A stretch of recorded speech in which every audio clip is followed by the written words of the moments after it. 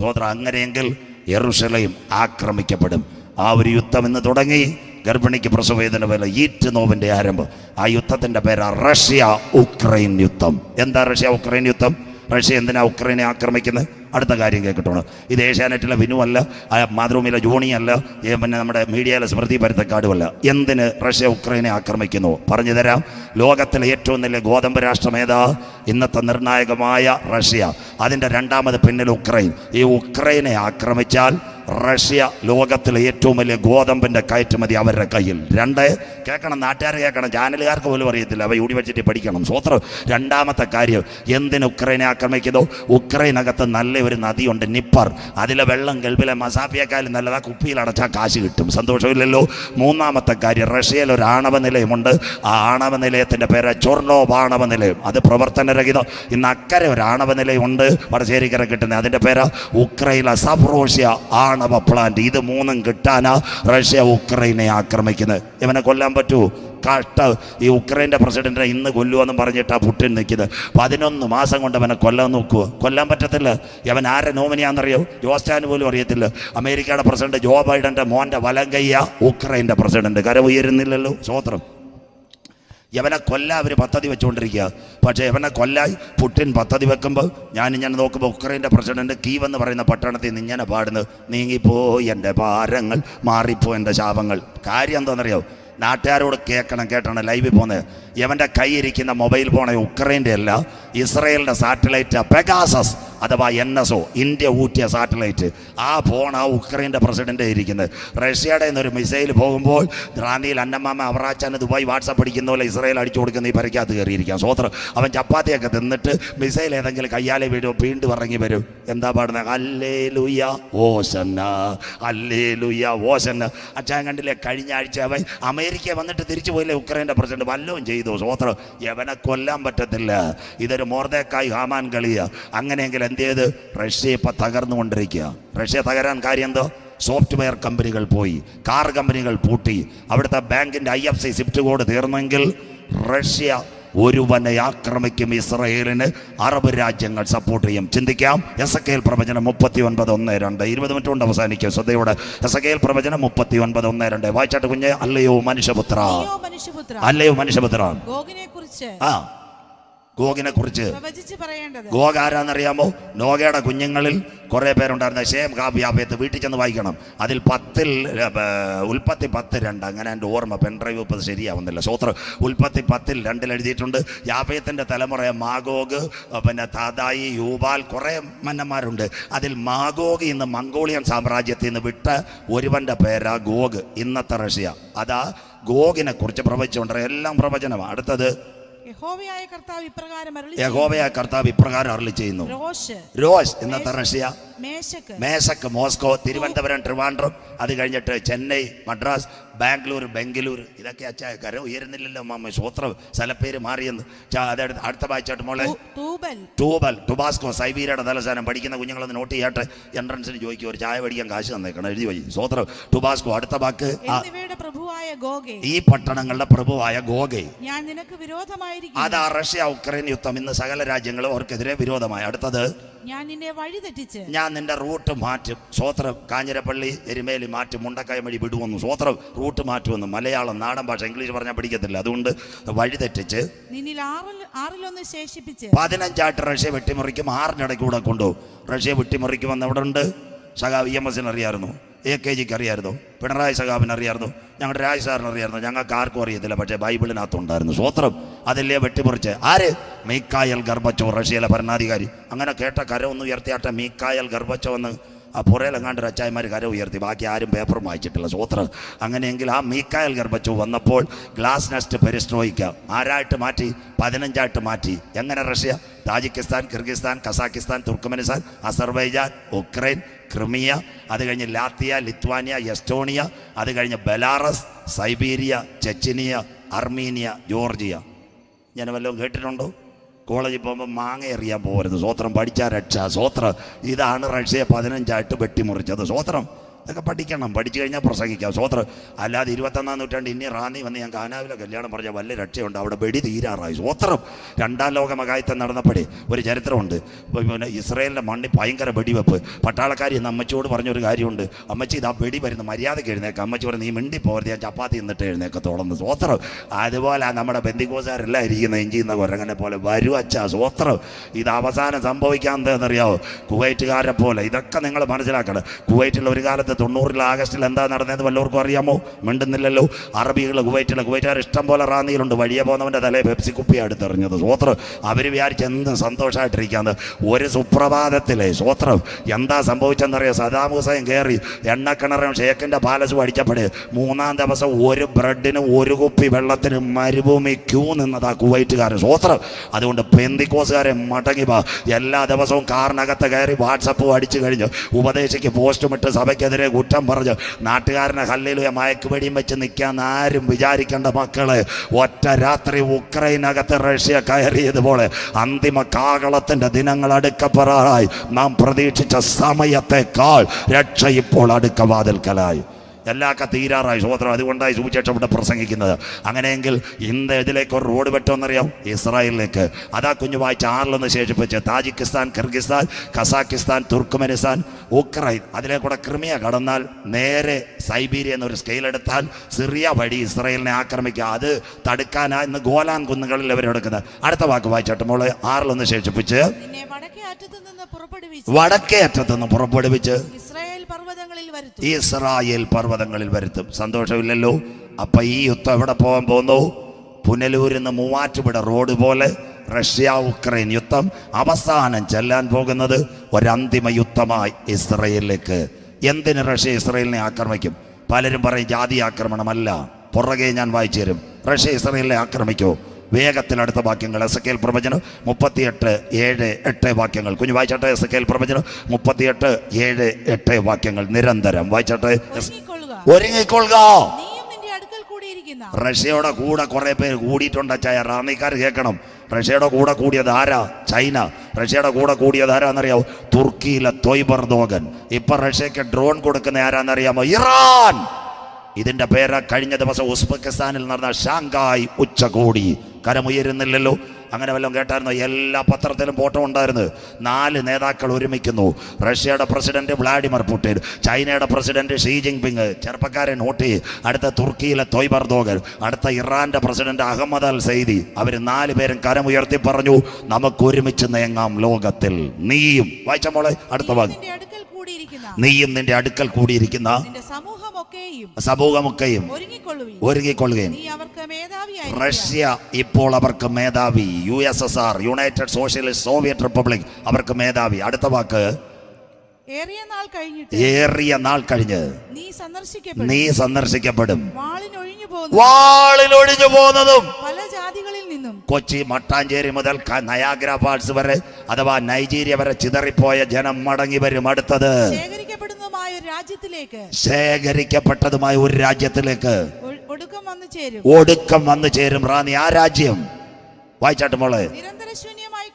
48 May 14 വരെ അറബി ഒട്ടകത്തെ മൂങ്ങ മൂളിയും കാടപ്പക്ഷി കരഞ്ഞ നിരന്തര ശൂന്യമായി കിടന്ന കരമുയർത്തിയാട്ടെ അന്തിമ യുദ്ധം. ഇതാ ബൈബിളിന്റെ തനിമ. എത്ര പേർക്ക് കാര്യം മനസ്സിലാകുന്നു?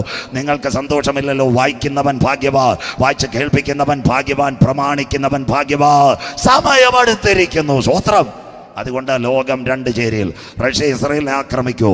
അതിനാസ്പദമായി ലോകം 2 ചേരിയിൽ വരും. അതായി കോവിഡ് സാധാരണ സംഭവമല്ല.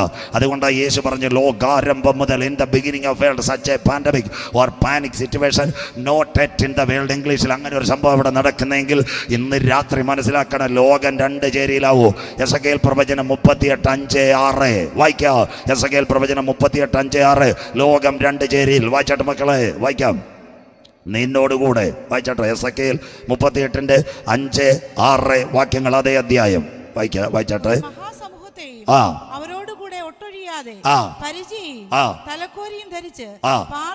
ഒന്ന് പാർസികൾ ആരാന്നറിയോ? കുഞ്ഞുങ്ങൾ വചനം പഠിക്കണം. ഇറാനും അഫ്ഗാനിസ്ഥാനും ആരുടെ കൂടെ നിൽക്കുമെന്നറിയാമോ? റഷ്യയുടെ കൂടെ നിൽക്കും. അടുത്ത വാക്ക് കൂശ്യർ, ഇന്നത്തെ എത്യോപ്യ രാജ്യം. പൂത്യർ, ലിബിയ രാജ്യം. അടുത്തത് ഗോമേർ IPC ചാടി ചർച്ച കൂടി പോകുന്നു. അവന്റെ പേരാ ജർമ്മനി. കരമുയരുന്നില്ലല്ലോ. സ്വോത്രം. അതാ യൂറോപ്യൻ യൂണിയൻ. 10 കൊമ്പ്. യൂറോപ്യൻ യൂണിയൻ ഏതാ? കുഞ്ഞുങ്ങളെല്ലാം UK പോയില്ലേ? അമ്മമാർ കേൾക്കുന്നില്ലല്ലോ. Belgium, France, Italy, East Germany, Luxembourg, Netherland, Portugal, Spain, Denmark, Greece, Ireland, Britain. കരമുയർത്തിയാട്ട എവരാ? European Union. അതിൽ നിന്ന് 2 എണ്ണം പോകും തോമാച്ച.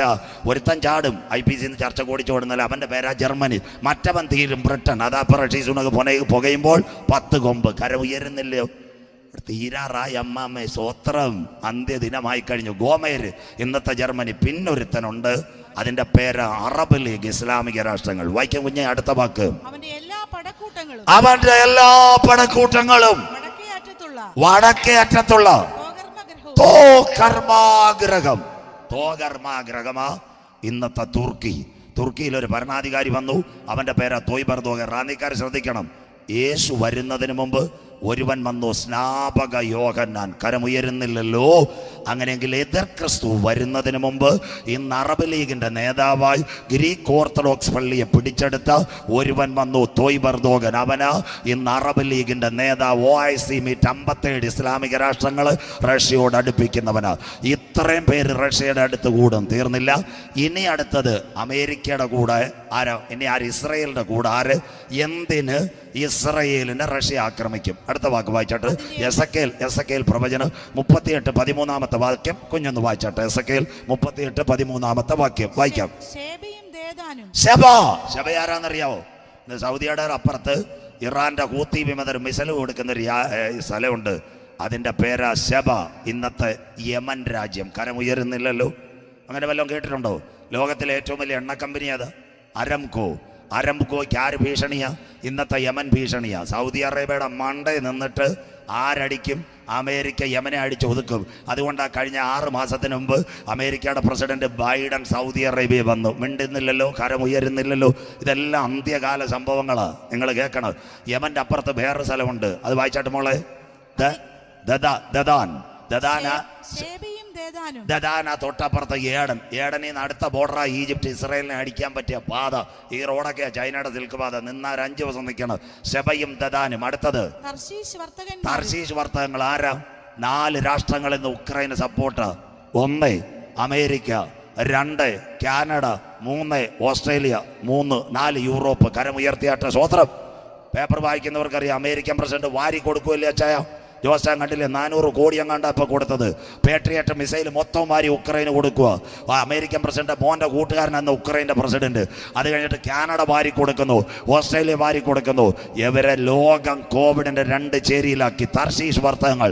ഇംഗ്ലീഷ് ഭാഷ സംസാരിക്കുന്ന 4 രാഷ്ട്രങ്ങൾ ഇസ്രായേലിനോട് വൻകിട ശക്തികൾ. അടുത്തതെന്റെ പ്രസംഗം തീരുവോടനെ. അടുത്ത വാക്ക് വായിച്ചാട്ടെ. ബാലസിംഹങ്ങൾ. തൈവാനും ജപ്പാനും ആ ബാലസിംഹം. ഇന്നത്തെ കുതിക്കുന്ന 2 രാഷ്ട്രങ്ങളാണ് തൈവാനും ജപ്പാനും. ബാലസിംഹങ്ങൾ ആരോട്? ഇന്നത്തെ റഷ്യയോട്. നീ കൊള്ളയിടുവാനോ അടുത്തത് മതി. ഇത്രയും മതി മക്കളെ. പെന്തിക്കോസുകാർ പറയുന്ന ജാതീയാക്രമണം എന്നല്ല.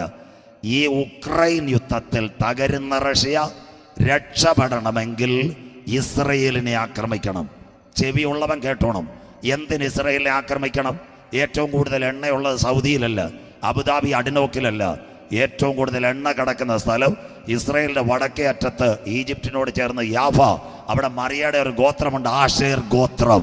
ആവർത്തന പുസ്തകം 33 എഴുതിയിട്ടുണ്ട്. വീട്ടിൽ ചെന്ന് വായിക്കണം, സമയമില്ല. അവരുടെ കാൽ എണ്ണക്കിണറിൽ മുങ്ങി. സ്വോത്രം. അപ്പോൾ ഏറ്റവും കൂടുതൽ ലോകത്തിലെ എണ്ണ കിടക്കുന്നത് എവിടാ? ഇന്നത്തെ ഇസ്രയേലിനകത്ത്.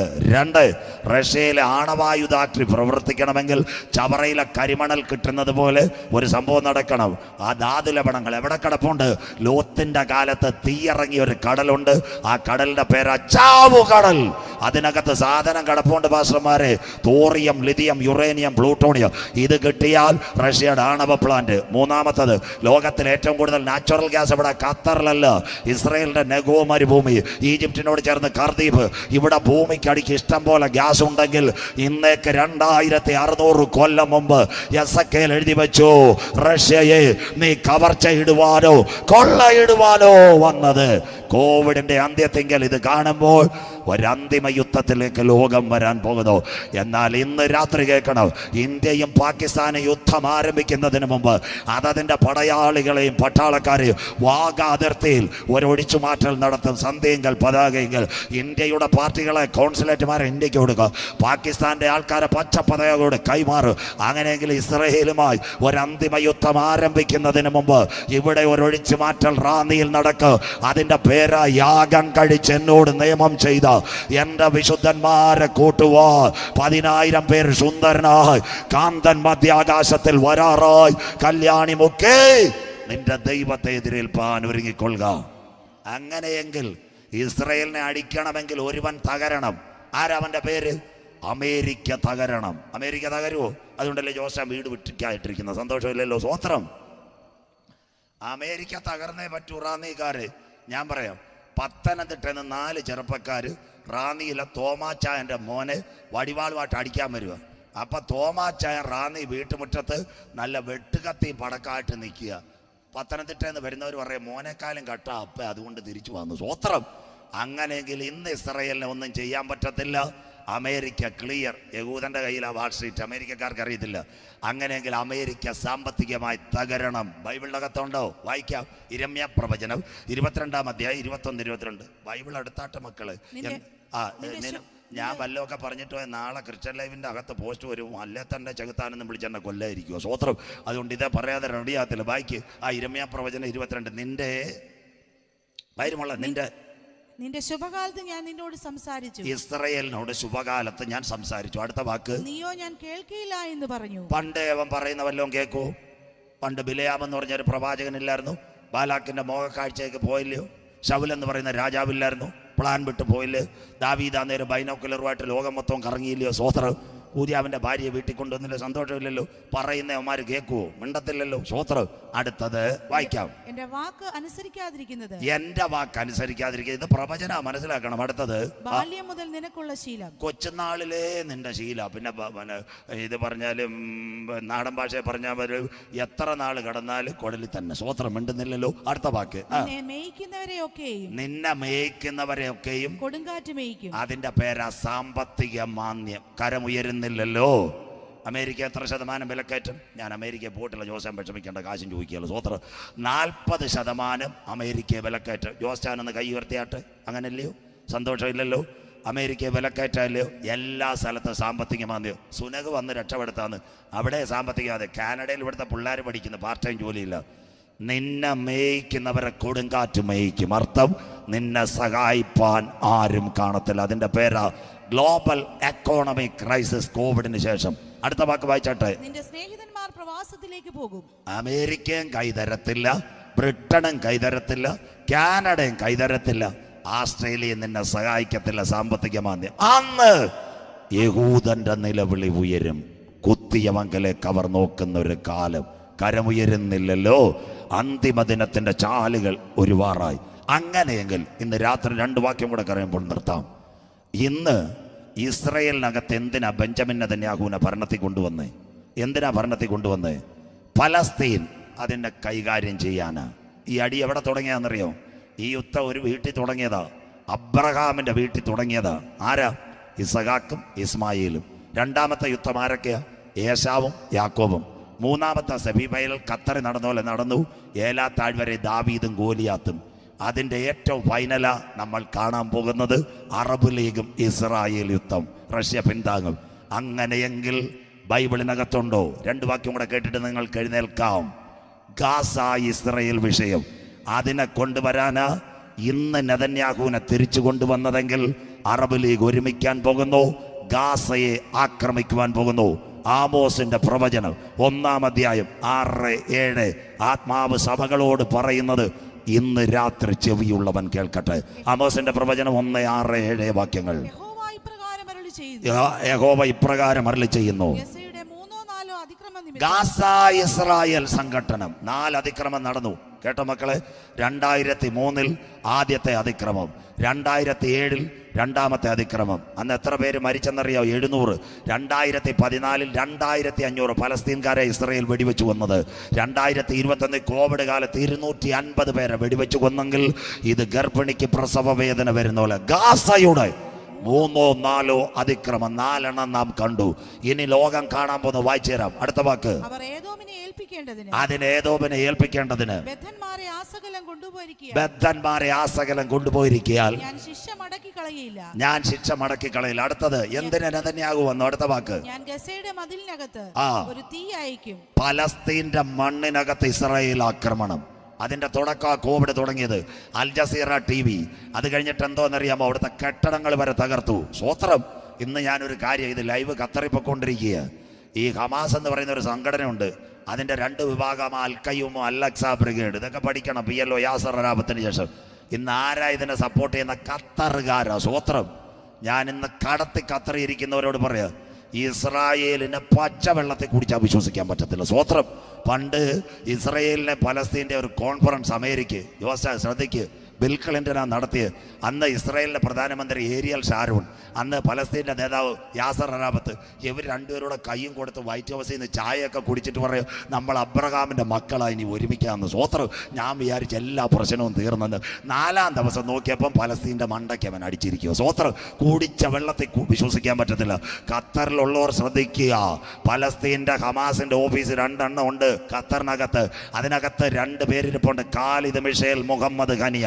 താമസമിന ഖത്തറിന്റെ മണ്ടയ്ക്ക് അവ അടിക്കും. സ്വത്രം. ഇതൊക്കെ അറബ് ലീഗിനെതിരെ വരുന്ന അന്തിമ ദിനങ്ങൾ. അങ്ങനെയെങ്കിൽ ഗാസയിൽ നിന്ന്, ഗാസയുടെ 3 4 അടുത്ത ഒരു വാക്കുകൂടെ വായിച്ചാട്ടെ. അടുത്ത് അരമനകളെ ദഹിപ്പിച്ചു കളയും. അടുത്തത് അസ്തോദിൽ നിന്ന് ഇസ്രായേലിന്റെ പട്ടണം ഗാസയുടെ മുൻപിൽ കിടക്കുന്നത് അസ്തോദ്, അഷ്കലോൺ, എക്രോൺ, ലൂദ്. അസ്കലോനിൽ നിന്ന് ചെങ്കോൽ പിടിക്കുന്നവനെയും ഛേദിച്ചു കളയും. ഈ 2 പട്ടണത്തിൽ ഗാസയിൽ നിന്ന് റോക്കറ്റ് വരും. അതാ കഴിഞ്ഞ ദിവസങ്ങളിൽ നെതന്യാഹു അധികാരത്തിൽ വന്നപ്പോൾ ഇസ്രായേൽ പാലസ്തീൻ സംഘടന വീണ്ടും തുടങ്ങി. മക്കളെ, ഇന്ന് രാത്രി ദൈവജനം കേൾക്കുന്ന ദൈവമക്കളെ, നമ്മുടെ ബൈബിളിലെ പ്രവചനങ്ങളല്ല ഒരു ഡ്രോയിങ് വരയ്ക്കുന്നത് പോലെ കോവിഡിന്റെ മറവിൽ നിവർത്തിച്ച് കാണുമ്പോൾ ഇന്ന് രാത്രി കൃപ പ്രാപിച്ച ദൈവമക്കൾ പറയണം, വരുവാനുള്ളവൻ വരും, കാലമേറെയില്ല. ഇന്ന് രാത്രി നിന്റെ ദൈവത്തെ എതിരേൽപ്പാൻ ഒരുങ്ങിക്കൊള്ളുക. 2 കാര്യം കൂടെ പറഞ്ഞു നിർത്തൂ. ഇന്ന് ഇസ്രായേലിനെ ആരാ സംരക്ഷിക്കുന്നത്? ഇസ്രായേലിനെ സംരക്ഷിക്കുന്നു അയണ്ടോ. അങ്ങനെ കേട്ട ചെറുപ്പക്കാരെങ്കിലും ഉണ്ടോ? അയണ്ടോ. അങ്ങനെ കേട്ടില്ലേ? സ്വതന്ത്രം. പലസ്തീനിൽ നിന്ന് റോക്കറ്റ് വരുമ്പോൾ ആകാശത്ത് വെച്ച് തകർക്കുന്ന ഒരു ടെക്നോളജിയാ അയണ്ടോ. അങ്ങനെയെങ്കിൽ ആ അയണ്ടോം തകരുന്ന ഒരു ദിനം വരാറായി. ബൈബിളിനകത്തുണ്ടോ അയണ്ടോ? യെശയ്യാ പ്രവചനം 31:5 അയണ്ടോ. പക്ഷി ചുറ്റി കറന്ന് കാക്കുന്നത് പോലെ. വായിച്ചാട്ടെ മോളെ, ഒരു വാക്യം കൂടെ കഴിയുമ്പോൾ തീരും. വായിക്കാം. യെശയ്യാ പ്രവചനം 31:5 5-ാമത്തെ വാക്യം വായിച്ചാട്ടെ. യെശയ്യാ പ്രവചനം 31:5. പക്ഷി ചുറ്റി പറന്ന് കാക്കുന്നത് പോലെ. ബൈബിൾ ഉള്ളവരെല്ലാം വാക്യം എടുത്താട്ടെ. ഇതിന്റെ പേരാ നിങ്ങളുടെ പത്രത്തിൽ നാളെ വരും. അയണ്ടോം. ആകാശത്ത് വെച്ച് ഗാസയിൽ നിന്ന് വരുന്ന റോക്കറ്റിന് ഇസ്രായേൽ തകർക്കുന്ന ടെക്നോളജിയാ ഈ അയണ്ടോം. പക്ഷി ചുറ്റിക്കറന്ന് കാക്കുന്നത് പോലെ സൈന്യങ്ങളുടെ യഹോവ യെരൂശലേമിനെ കാത്തുകൊള്ളും. ഇപ്പോൾ അവരെ കാക്കുന്നത് അയണ്ടോ. ഒരു സയൻസ് കൂടെ പറഞ്ഞു നിർത്താം. എന്താ അയണ്ടോ? ഏകദേശം 3700 കോടി ഇന്ത്യൻ രൂപ, 50 ദശലക്ഷം കണ്ട് അമേരിക്കൻ ഡോളറാണ്. 5 കാര്യം ഇതിനകത്തുള്ള. കേൾക്കണം പഠിക്കുന്ന കുഞ്ഞുങ്ങൾ, ഇനിയുള്ളവരാരും ഇത് പറയത്തില്ല. 1 interceptor, 2 electra radar, 3 BMC battle management component, 4 landing unit, 5-ാമത്തെ സയൻസ്. അതിനകത്തൊരു ബാറ്ററി ഉണ്ട്. ഇതിന്റെ പേരാ അയണ്ടോം. ഗാസയിൽ നിന്ന് ഒരു മിസൈൽ ഇസ്രായേലിന്റെ മണ്ണിൽ വരുമ്പോൾ ഇന്റർസെപ്റ്റർ കാണും. ഇലക്ട്രാ റഡാർ ഇസ്രായേലിൽ മെസ്സേജ് കൊടുക്കുന്നത് ആ മിസൈൽ വരുന്നത്. അന്നേരം നമ്മുടെ മലയാളി പെൺകൊച്ചുങ്ങൾ കെയർ ഗീവേഴ്സ് ഭൂമിയുടെ അടിയിലേക്ക് പോകും. ആ സമയത്ത് BMC ബാറ്റിൽ മാനേജ്മെന്റ് ചാർജ് ആവും. ബാറ്ററിയോട് പറയും ലാൻഡിങ്ങിന് കറണ്ട് കൊടുക്കാൻ. ആ സമയത്ത് പലസ്തീനിൽ നിന്ന് വരുന്ന റോക്കറ്റിന് ആകാശത്ത് വെച്ച് ഇസ്രായേൽ തകർക്കുന്ന ടെക്നോളജിയാ അയണ്ടോം. കരമുയരുന്നില്ലല്ലോ, പക്ഷി ചുറ്റി കറക്കുന്നത് പോലെ. നിങ്ങൾ മിണ്ടത്തില്ല. യഹോവയുടെ പുസ്തകത്തിൽ തിരഞ്ഞാൽ കിട്ടാത്ത വല്ല കാര്യവുമുണ്ടോ? സ്വത്രം. ഇന്ന് രാത്രി പലസ്തീനകത്ത് നിന്ന് വരുന്ന റോക്കറ്റിന്, പണ്ടത്തെ കാലത്ത് ഇറാഖ് കുവൈറ്റിനെ ആക്രമിച്ചപ്പോൾ കുവൈറ്റിന്റെ മണ്ണിലേക്ക് ഇറാഖിന്റെ മിസൈൽ വരുമ്പോൾ അമേരിക്കയുടെ പേട്രിയോട്ട് തകർത്തു. അതുപോലെ ഇന്ന് രാത്രി ഇസ്രായേൽ പലസ്തീൻ സംഘടനകത്തിനകത്ത് എന്താ സംഭവിക്കുന്നത്? ഫലസ്തീൻ്റെ ഒരു റോക്കറ്റ് വീഴാതെ ആകാശത്തിനകത്ത് പക്ഷി ചുറ്റിക്കറക്കുന്നത് പോലെ കാക്ക്. അങ്ങനെയെങ്കിൽ താമസമിന China, Russia, Arab League, Afghan, Pakistan ഇവരെല്ലാം ഇസ്രയേലിൻ്റെ നേർക്ക് വളയുന്ന ഒരു ദിനം വരും. പാണ്ഡവ കൗരവ യുദ്ധത്തിൽ ബ്രഹ്മാസ്ത്രവും ആഗ്നേയാസ്ത്രവും അന്തരീക്ഷത്തിൽ അടിക്കുന്നത് പോലെ അടിക്കുക. പക്ഷേ 21 രാഷ്ട്രങ്ങളുടെ നടുവിൽ, ഇസ്ലാമിക യൂണിയന്റെ നടുവിൽ കിടക്കുന്നവർ ഒരുമിച്ച് എഴുന്നേറ്റ് വന്നാൽ ഇസ്രയേലിന്റെ മിസൈല്, ഹല്ലേലൂയ, അഥവാ അറബ് രാജ്യങ്ങളുടെ മിസൈലെല്ലാം കൂടെ അയൺ ഡോമിന് തകർക്കുവാൻ കഴിയത്തില്ല. അന്നവർ കൊത്തിയവങ്കലേക്ക് നോക്കുന്ന ദിനം വരുന്നു. യേശു പറഞ്ഞു, ഞാൻ പിതാവിൻ്റെ നാമത്തിൽ വന്നു, നിങ്ങൾ എന്നെ കൈക്കൊണ്ടില്ല. ഇന്ന് രാത്രി അവർ കുത്തിയവങ്കലേക്ക് നോക്കുമ്പോൾ യുദ്ധ ദിവസത്തിൽ വീരനെ പോലെ കർത്താവ് അവർക്ക് വേണ്ടി വെളിപ്പെടുവാൻ കാലമായി. പണ്ടേയുള്ള കതകുകളെ ഉയർന്നിരിപ്പി, മഹത്വത്തിന്റെ രാജാവ് പ്രവേശിക്കട്ടെ. നമ്മുടെ നാഥൻ വരാറായി. 1 ജെറുസലേം, 2 പരിഭ്രമപാത്രം, 3 ഭാരമുള്ള കല്ല്. കോവിഡിന്റെ മറവിൽ അറബ് ലീഗും റഷ്യയും ചൈനയും അതിനെതിരെ വരുമ്പോൾ ഇന്ന് രാത്രി കൃപ പ്രാപിച്ച ദൈവമക്കൾ പറഞ്ഞ ഇസ്രയേലിനെതിരെ ഒരു അന്തിമ യുദ്ധം നടക്കാറായി. ആ യുദ്ധം ഇവിടെ ആരംഭിക്കുന്നത് മുണ്ട് യേശുവിൻ്റെ ചങ്കിലെ ചോരയാൽ വീണ്ടെടുക്കപ്പെട്ട ദൈവമക്കൾ ഈ തലമുറയിൽ മധ്യാകാശത്തിൽ എടുക്കപ്പെടും. 26ാമത് കൺവെൻഷനിലിരിക്കുന്ന ദൈവമക്കളുടെ പ്രത്യാശയ്ക്കായി 1.5 മണിക്കൂറായി ബാബു പാസ് ഇവിടെ വെള്ളം വെച്ചിരിക്കുക. പക്ഷെ ഒരു തുള്ളി വെള്ളം കുടിക്കാതെ ഈ അന്ത്യകാലത്തിൻ്റെ വചനം കേട്ടിട്ട് ഇന്ന് രാത്രി മാനസാന്തരപ്പെടാതെ നിന്റെ വഴിക്ക് നീങ്ങിയാൽ വരുവാനുള്ള ന്യായവിധിക്കകത്ത് നീ പെട്ടുപോകും. റാന്നിയെ ഇന്ന് രാത്രി ഒരിക്കൽ കൂടി ചങ്കൂറ്റത്തോടെ ഞാൻ പറയുമോ, മറ്റൊരുത്തനിലും ഇനി രക്ഷയില്ല. രക്ഷിക്കപ്പെടുവാൻ ആകാശത്തിൻ്റെ കീഴെ ഭൂമിക്ക് മുകളിൽ മനുഷ്യരുടെ ഇടയിൽ നൽകപ്പെട്ട ഏക നാമം യേശുവിൻ്റെ നാമം. ഇന്ന് രാത്രി എല്ലാവരും വിചാരിക്കുക റാന്നി ഇരുന്നല വീട്ടിൽ ഗോദറേജ് ഇട്ട് AC ഇട്ടിരിക്കാന്ന്. കുഞ്ഞ് ഇന്ന് രാത്രി മാനസാന്തരപ്പെട്. എൻ പ്രയാണക്കാലം 4 വിരൽ നീളം, ആയതിൻ പ്രതാപം കഷ്ടത മാത്രം. കുഞ്ഞായിരിക്കുമ്പോൾ മരണം, യൗവനത്തിൽ മരണം, കൗമാര്യത്തിൽ മരണം, ബാല്യത്തിൽ മരണം. മരണം ഏത് സമയവും നിന്നെ പിടിക്കും. ഇന്ന് രാത്രി മരിച്ചാൽ നിന്റെ ആത്മാവിനൊരു വാസമുണ്ടോ? സ്വോത്രം. ഇനി കല്യാണിമുക്ക് വന്നില്ലേലും വേണ്ടിയല്ല. സ്വോത്രം. അങ്ങനെയെങ്കിൽ മരണത്തിൻ്റെ അവസ്ഥയെപ്പറ്റി 3 വേദങ്ങൾ. ഒന്ന് ബൈബിളിനകത്ത് എഴുതിയിട്ടുണ്ട്, ഭൂമിക്ക് കീഴെ കേടാത്ത തീയും ചാകാത്ത പുഴു. യശയാപ്രവചനം. സ്വോത്രം. മിണ്ടുന്നില്ലല്ലോ. റാന്നിയിലെ തോമാച്ചാൻ ചെന്നപ്പോൾ ചെത്തോങ്കര ഷാപ്പി കുടിച്ച് അച്ചായന്മാർ പറഞ്ഞ് കല്യാണിമൊക്കെ കൺവെൻഷൻ കേട്ടിട്ടെങ്കിൽ അച്ചാൻ കൈ ഉയർത്തേണ്ടത്. സ്വോത്രം. അവിടെ ഒരു സാധനമുണ്ട്, അച്ചായ അമ്മാമ ആരും പ്രസംഗത്തില്ല, നരകത്തിൻ്റെ അറ. ചെറുക്കൻ ദുബായിന്ന് കൊണ്ടുവന്ന ബ്ലാങ്കറ്റ് അല്ല, കിർമിയാ. ഹല്ലേലൂയ. സ്വോത്രം. അവിടെ ചെന്ന് വാ തുറക്കുമ്പോൾ കിർമി വായിക്കകത്ത് കയറും. സ്വോത്രം. ഇത് ഹൈന്ദവരുടെ ഇട്ടിയപ്പാറ മുസ്ലിം സഹോദരങ്ങളുണ്ട്. അവരുടെ നോമ്പ് കാലത്തിൻ്റെ പ്രത്യേകത എന്താ? അവർ നോമ്പ് പറഞ്ഞിട്ട് പള്ളിയിലോട്ട് ഓടിപ്പോകും. പള്ളിയിൽ ഓടിപ്പോകുമ്പോൾ അവിടെ തെറാവി പഠിപ്പിക്കും അവരുടെ പുരോഹിതൻ അന്ത്യകാലം. അതിനകത്ത് മസ്നാദ് എന്ന് പറയുന്ന ഒരു പുറമുണ്ട് മക്കളെ. അതിലെഴുതിയിരിക്കുക, ഭൂമിക്ക് കീഴെ പാതാളത്തിനകത്ത് കൊത്തി വലിക്കുന്ന പാമ്പുണ്ട്. മാനസാന്തരപ്പെട്ടോ. ഹൈന്ദവരുടെ വേദങ്ങൾ, മഹാഭാരതം, മഹാവിഷ്ണു ചമയ്ക്കുമ്പോൾ പറയുന്നത് ആലില പോലെ ഈ ഭൂമി വിറയ്ക്കുന്നു, നോഹയുടെ കാലത്ത് സംഭവിച്ചതുപോലെ. മാനസാന്തരപ്പെട്ടോ. നമ്മൾ ഇട്ടിയപ്പാറ അമ്പലത്തിൽ ഉത്സവത്തിന് പോകും, ഗാനമേളയ്ക്ക് പോലീസുമായിട്ട് അടിയുണ്ടാക്കാം. മിണ്ടുന്നില്ലല്ലോ. രാവിലെ ഒരു ചേട്ടനും ചേച്ചിയും കാവി മുണ്ട് കൊടുത്തിട്ട് അമ്പലത്തിൽ മൈക്ക് താത്ത് വെച്ച് വായിക്കുന്ന കണ്ടിട്ടുണ്ടോ അച്ചായ? നമ്മൾ നോക്കത്തില്ലല്ലോ. ആ ചേട്ടനും ചേച്ചിയും വായിക്കുന്ന എന്താ? സത്കർമ്മോദയ. മര്യാദയ്ക്ക് ജീവിച്ചാൽ നിന്റെ ആത്മാവ് നല്ല സ്ഥലത്ത് പോകുമെന്ന്. അതാ ഋഗ്വേദം, യജുർവേദം, സാമം, അഥർവ. മതങ്ങളും സങ്കല്പങ്ങളും സൂത്രങ്ങളും കർമ്മകാണ്ഡാദികളും എല്ലാം പറയുന്നു ശരീരത്തിന് മാത്രമേ മരണമുള്ളൂ, ആത്മാവിന് മരണമില്ല.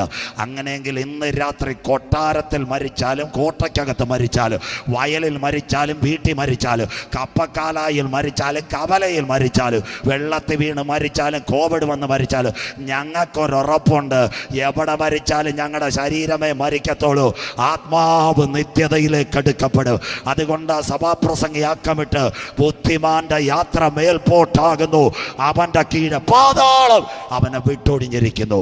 ഇന്ന് രാത്രി സത്യവചനം അകത്തളത്തിനകത്ത് ചലിക്കുന്ന ദൈവമക്കൾക്കായി ഇന്ന് രാത്രി റാന്നിയിൽ വചനമെടുത്ത ദൈവമക്കളോട് ദൈവത്തിന്റെ ദാസനാകുന്ന ഞാൻ ചാങ്കൂറ്റത്തോടെ പറയുന്നു, കർത്താവായ യേശു ക്രിസ്തുവിനെ രക്ഷിതാവായി ഇന്ന് രാത്രി എന്താ? നീ പുണ്യസ്ഥലങ്ങൾ തേടണ്ട, സ്വോത്രകാഴ്ചകൾ കൊടുക്കണ്ട, ഉരുളലുകൾ നടത്തണ്ട. ആരിന്ന് രാത്രി റാന്നി കൈ ഉയർത്തോ, അവനെ കൈക്കൊണ്ട് അവന്റെ നാമത്തിൽ വിശ്വസിക്കുന്ന ഏവർക്ക് ആ ദൈവമക്കളാകുവാൻ, പണ്ഡിതനാകട്ടെ പാമരനാകട്ടെ, കറുത്തവനാകട്ടെ വെളുത്തവനാകട്ടെ, ഇന്ന് രാത്രി പുണ്യസ്ഥലങ്ങൾ, സ്വോത്രകാഴ്ചകൾ, ഉരുളലുകൾ വേണ്ട. ഇന്ന് രാത്രി കല്യാണിമുക്കിൽ ആര് പറയും, യേശു എൻ്റെ ഏക ദൈവം, യേശു എൻ്റെ ഏക രക്ഷിതാവ്, യേശു എൻ്റെ ഏക കർത്താവ്. നിന്റെ പേര് ജീവന്റെ പുസ്തകത്തിൽ ചേർത്താൽ, ജീവപുസ്തകത്തിൽ പേരുള്ളവനെ ചേർക്കുവാൻ എൻ്റെ നാഥൻ വരാറായി. ഇന്ന് രാത്രി at online watching this media anywhere in the world, now at time the end time message, listen to hear, that means the end times. ആത്മാവ് സഭകളോട് പറയുന്നത് ഇന്ന് രാത്രി ചെവിയുള്ളവൻ കേൾക്കട്ടെ. എൻ്റെ പ്രവചന ഭാഗം നിർത്താറായി. തിരുവല്ല റെയിൽവേ സ്റ്റേഷനിൽ ചെന്നാലേ 2 ടിക്കറ്റ് കിട്ടും. മോളെ ഒരു വാക്യം കൂടെ തരണം. 2 ടിക്കറ്റ് കിട്ടും. ഏതാ ഒരു ടിക്കറ്റ്? ഫ്ലാറ്റ് പോവും. അങ്ങനെ കേട്ടിട്ടില്ലേ? 10 രൂപയുടെ ടിക്കറ്റ്. ശരവണ അന്ന ചായ കുടിക്കാം, മിണ്ടുന്നില്ലല്ലോ ചായ. സ്വോത്രം. വേറൊരെണ്ണമുണ്ട് 180 രൂപയ്ക്ക്, കോഴിക്കോട് വരെ പാസ്, സ്ലീപ്പറാ. സ്വോത്രം. അതിനകത്ത് പെങ്കൊച്ച് എഴുതരും, സാറേ S2 സീറ്റ് 18. പ്ലെയിൻ വരാറാകുമ്പോൾ കല്യാണം ഉറച്ച പെങ്കൊച്ച് പയ്യനെ നോക്കുന്ന പോലെ നമ്മൾ സീറ്റെ നോക്കിക്കൊണ്ടിരിക്കും. സ്വോത്രം. ഉടനെ മണിനാഥം മുടങ്ങും. ദാ വരുന്നു കോഴിക്കോട്ടേക്കുള്ള ഇന്റർസിറ്റി വരുന്നു, യാത്രക്കാർ ശ്രദ്ധിക്കുക. ഉടനെ നാം പറയും S2 സീറ്റ് നമ്പർ 18. രക്ഷയുടെ ടിക്കറ്റിനകത്ത് ലോക സംഭവം കാണുമ്പോൾ അവൻ ഉറപ്പുണ്ട്, എൻ്റെ നാഥൻ വരാറായി.